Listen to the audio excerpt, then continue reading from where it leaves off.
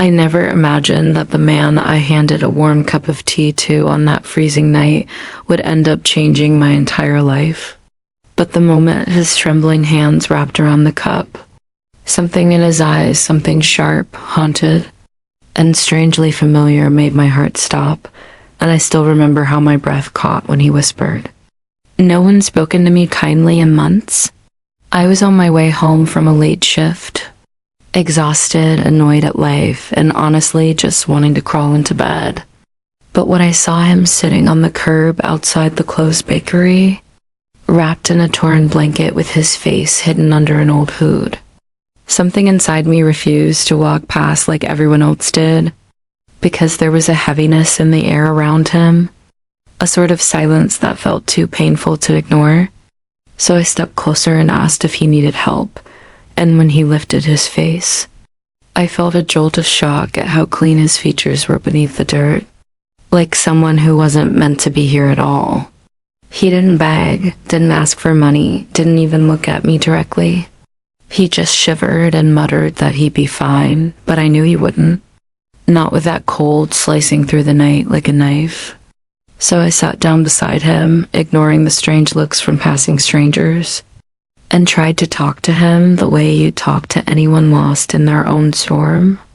At first, he barely responded, but when I told him my name, he hesitated and then quietly said, I'm Adrian, and something about the way he said it, slow, heavy, like the name carried a past he was trying to bury, made the hairs on my arms rise. I offered him food, and he refused. I offered him my scarf, and he tried to give it back.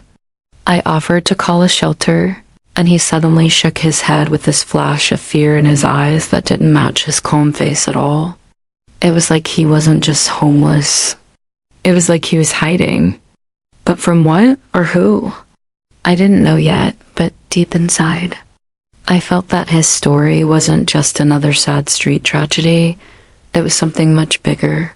And that night, without meaning to, I stepped straight into the middle of it. Adrian tried to stand when he noticed I wasn't leaving, as if my presence threatened some fragile safety he had built around himself. But his legs buckled beneath him, and I caught his arm before he hit the ground, feeling the shockingly sharp bones under his sleeve. And that was when I realized this wasn't just temporary hardship. This was someone who had been running from something for a long time, someone who had forgotten how to accept even the smallest kindness. So I urged him to sit again and told him he didn't owe me any explanations.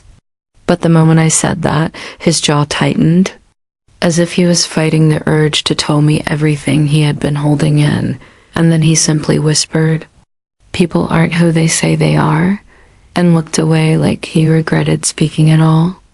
I didn't push him, but something in me refused to walk away. So I offered to take him somewhere warm just for the night, promising it wasn't pity, just basic humanity. And after a long moment, he nodded, though his eyes started around the empty street like he expected someone to jump out of the shadows. When we reached my small apartment, he hesitated at the door, staring at it like it was a portal to a life he no longer believed he deserved. And when he finally stepped inside, he froze at the sight of ordinary things, my books, my beaten-up couch, the soft yellow lights, like he hadn't seen a home in years. I heated soup while he sat at the table, silently tracing circles on the wooden surface with his finger, and when I placed the bowl in front of him, he whispered, "Thank you," but it wasn't the polite kind. It was raw, like gratitude from someone who had forgotten the world could be gentle. As he ate slowly, carefully, like each bite carried a memory, I noticed small details that didn't match his situation at all. The way he held the spoon with practiced elegance, the faint mark on his wrist from what looked like a luxury watch, the way he studied everything around him with a strategic calmness that reminded me of men who made big decisions, not men who slept on sidewalks. I didn't ask questions, but the truth hovered between us like thick fog. And even though I didn't know his past or why he was hiding, I sensed that bringing him into my life had just set off a chain of events I wasn't prepared for. The next morning, I woke to the sound of quiet rustling in the kitchen, and for a split second, I panicked, thinking someone had broken in. But when I stepped out of my room, I found Adrian standing there awkwardly, holding a dish towel and trying to clean the counter as if he needed to prove he deserved the space he occupied. And the moment he saw me, he straightened like a soldier caught doing something wrong, mumbling that he didn't want to be a burden, that he would leave soon, maybe even right then.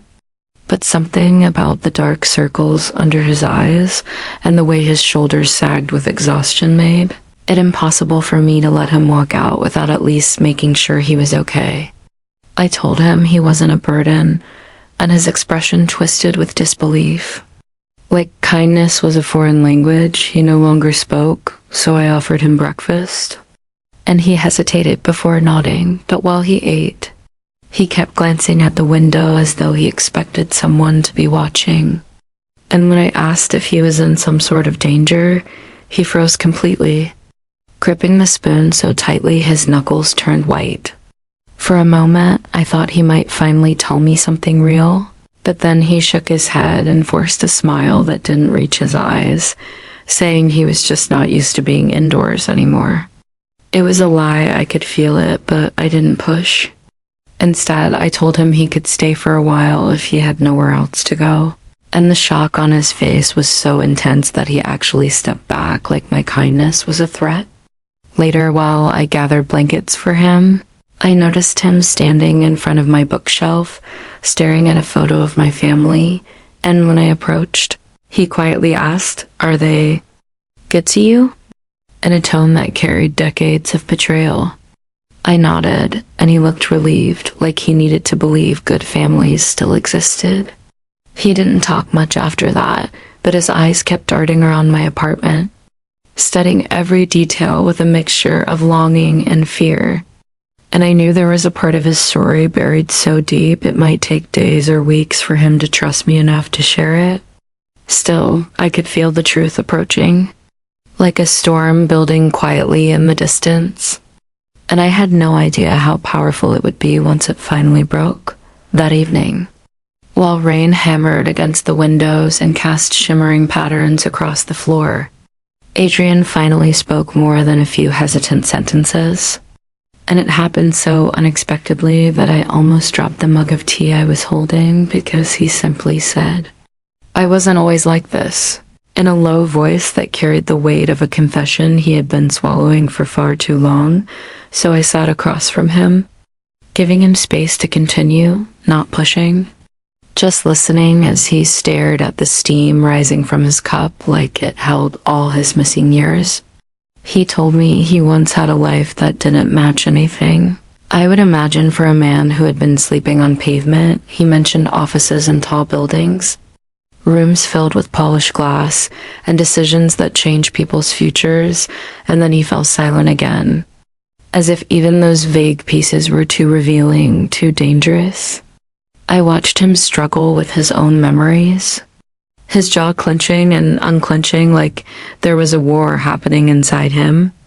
So I softly asked what happened, and he blinked hard, his voice thinning to a whisper as he said, "People you trust can ruin you faster than strangers," and his eyes, normally guarded, flickered with an emotion I didn't recognize, something between heartbreak and rage.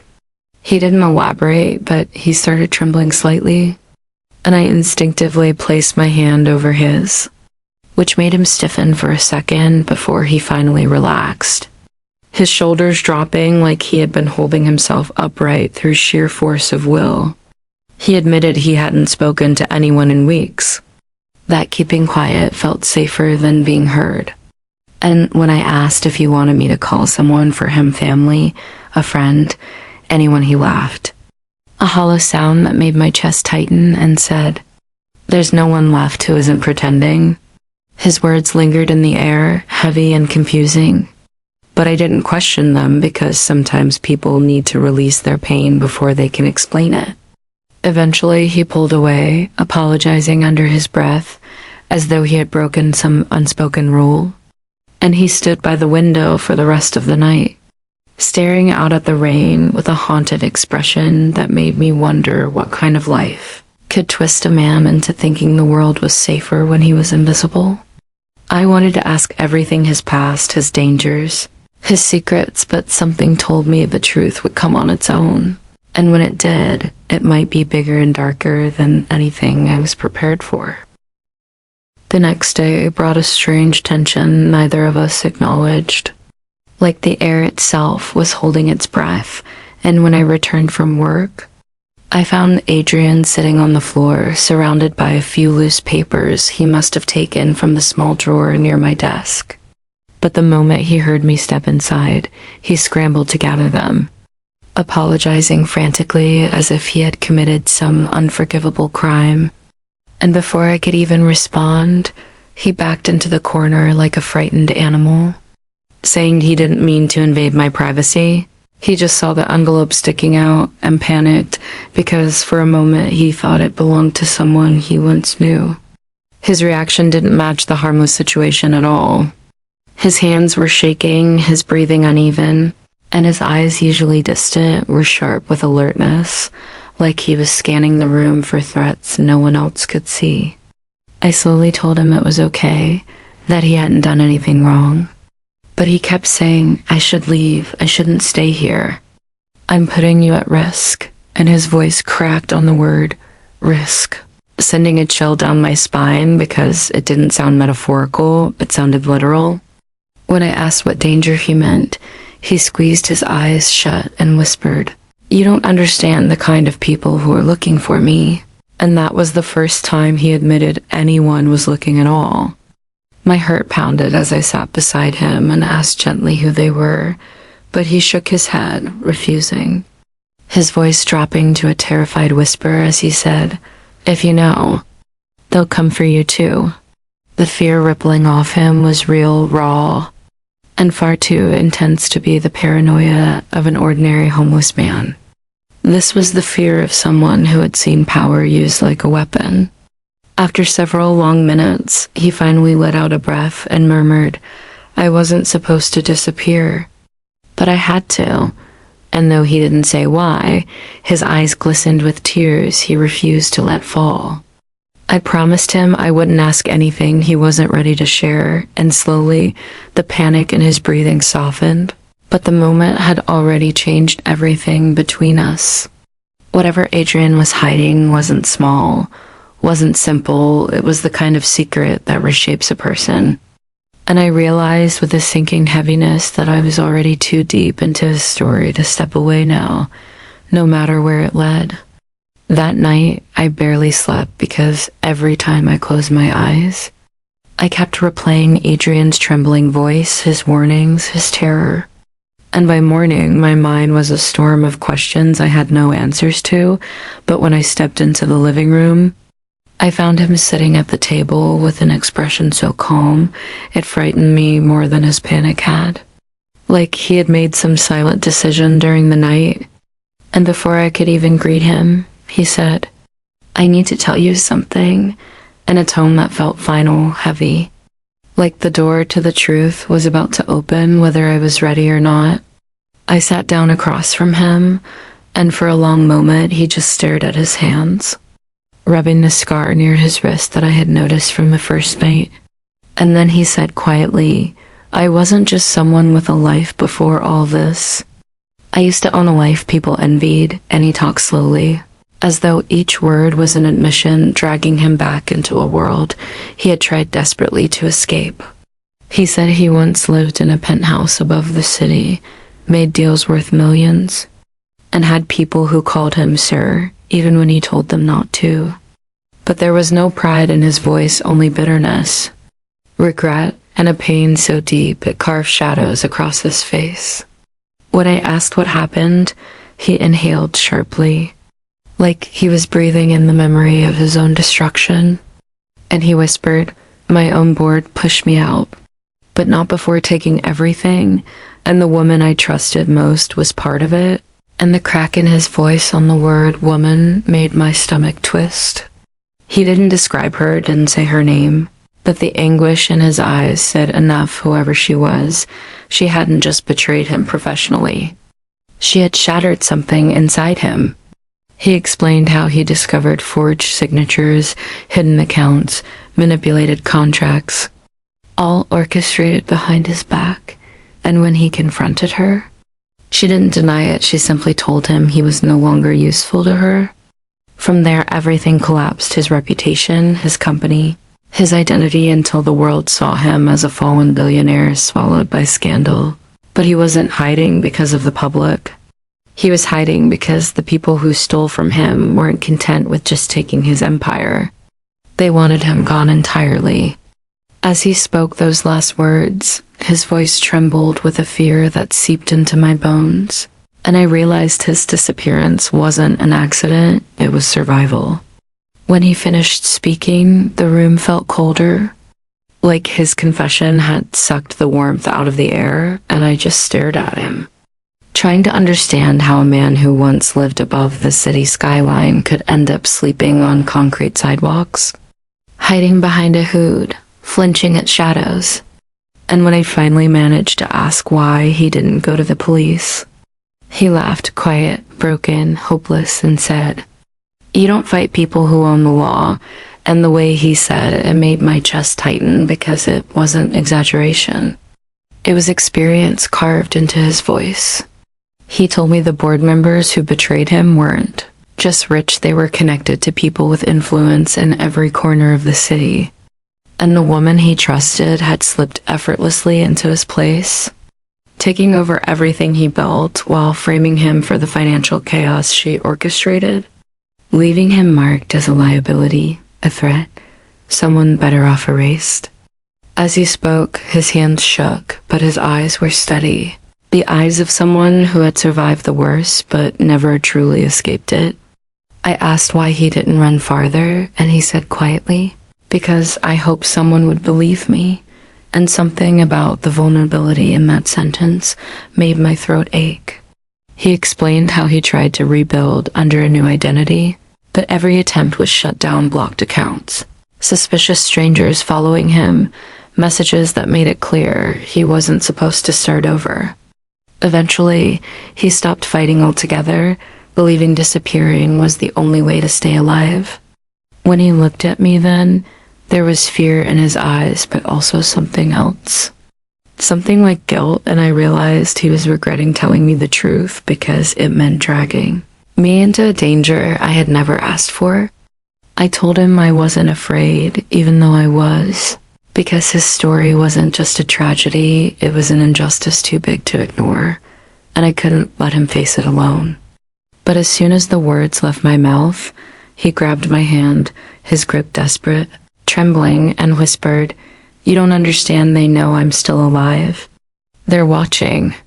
And if they find out I told someone, they won't just come for me." His words wrapped around my spine like ice. And in that moment, the simple act of helping a stranger transformed into something far more dangerous. Something that would test both of us in ways I never imagined. The gravity of his warning settled over me like a heavy blanket, but instead of backing away, I felt something inside me harden with determination. Because if everything he said was true, and I believed it was, then walking away would mean leaving him to be hunted like an animal, and I couldn't live with that. So I told him we needed a plan, something small at first. Maybe a way to gather proof or find someone who wasn't tangled in the corruption that swallowed his life. But before I could finish the thought, he shook his head violently, insisting that involving anyone else was too dangerous, that the people after him were patient, silent, and ruthless, and the safest thing I could do was pretend I never met him. I refused, and the shock on his face was almost painful to see. Like he had forgotten there were still people in the world who wouldn't abandon him at the first sign of trouble. He paced the room, running his hand through his hair as if trying to think through the noise in his head. And then he stopped suddenly, staring at the window again with that same haunted alertness that had become all too familiar. When I asked what he saw, he didn't answer immediately. He just stepped closer to the glass, keeping his movements deliberate, careful, like he didn't want to draw attention, and finally whispered, "The black car. It's been there for hours." My stomach dropped as I followed his gaze and spotted a sleek, tinted vehicle parked across the street. Engine off, lights off, too still for comfort. Maybe it was nothing, but the way Adrian reacted, frozen, breath shallow, eyes wide, told me it wasn't nothing to him. I pulled the curtain close quickly, but he grabbed my wrist, shaking his head, whispering that it was too late, that if the car was what he thought it was, they already knew where he was hiding. I tried to stay calm, telling him we didn't know for sure, but he sank onto the couch like the weight of the world had finally crushed him, whispering, "They found me." I should have never stayed. His voice cracked, and before I could reassure him, he said something that shattered me. "If they come, don't protect me. Just run." Hearing that broke something inside me, because I realized he genuinely believed his life wasn't worth saving, and in that moment, I knew the real fight wasn't just against whoever was hunting him, it was against the darkness that made him believe he didn't deserve to survive. I refused to accept his defeat, and maybe it was adrenaline or fear or some strange loyalty that had grown between us. But I knelt in front of him, grabbed his shoulders, and told him firmly that I wasn't going anywhere. That running was exactly what they wanted, and I wouldn't let them win so easily. But he only shook his head, eyes glossy with despair, whispering that I didn't understand how these people operated. That once they marked someone, they didn't stop until every loose end was tied. Every witness silenced, every threat erased. I told him he wasn't a threat, he was a victim, but he let out a hollow laugh and said victims only existed in Storia's real life, made examples out of anyone who got in the way. For a moment, we just sat there, the room silent except for his ragged breathing. And then something strange happened. The hopelessness in his expression flickered, replaced by a small spark of determination, as if my refusal to abandon him had reached a part of him he thought had died. He took a long breath and whispered, "If we're going to fight this, we need to be smart," and those words felt like a doorway opening, like he was finally stepping out of the darkness he'd been trapped in. He told me there were file-hidden files that could expose everything, the forged documents, the illegal transfers, the network of bribes linking his board to powerful officials. And if we could get them, he might have a chance at reclaiming his identity and proving he wasn't the monster they painted him to be. My heart pounded as he explained that the only copy was stored on a private server inside the headquarters of his former company, under the control of the very people who wanted him gone. He stood slowly, shoulders squared for the first time since I met him, and said, "They took everything from me. Maybe it's time I take something back." Hearing that sent a rush of pride through me, but fear too, because stepping into their territory meant stepping into danger far beyond anything I'd experienced.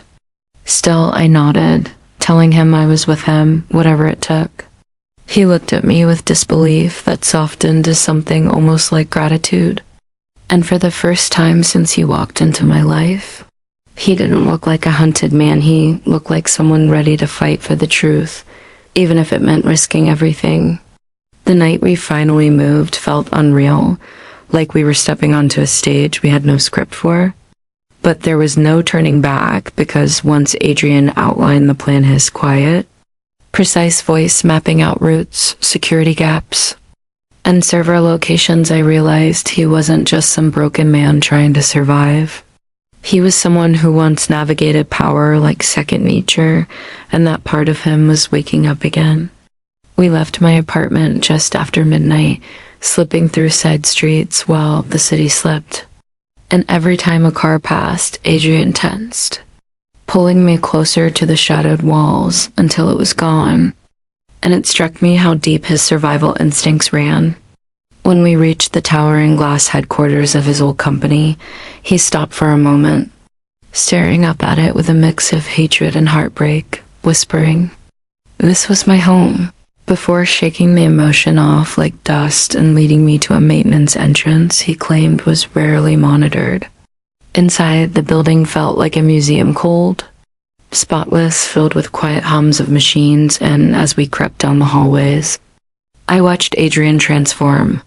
His movements confident, his eyes calculating, like he had slipped back into the skin of the man he used to be. When we reached the server room, my pulse hammered in my ears as he typed quickly, bypassing firewalls with a familiarity that told me he had built half the systems himself. For a few minutes, everything was silent except the soft clicking of keys. But then his fingers froze and he whispered, "They changed the encryption." Someone knew I'd try to come back. My stomach dropped, but before fear could swallow us whole, he reached into the code again, pushing through barrier after barrier with sheer force of will until the screen flashed green ACSys granted.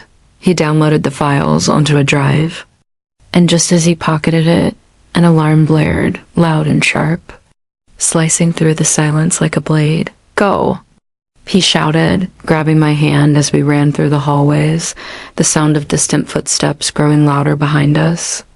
We burst through the back exit into the cold night air, lungs burning, hearts racing, and didn't stop running until we reached the alley behind a closed bookstore.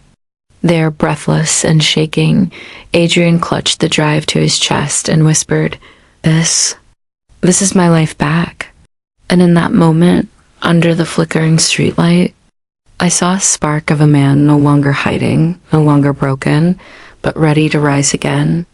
And somehow I knew our story wasn't ending here. It was only beginning.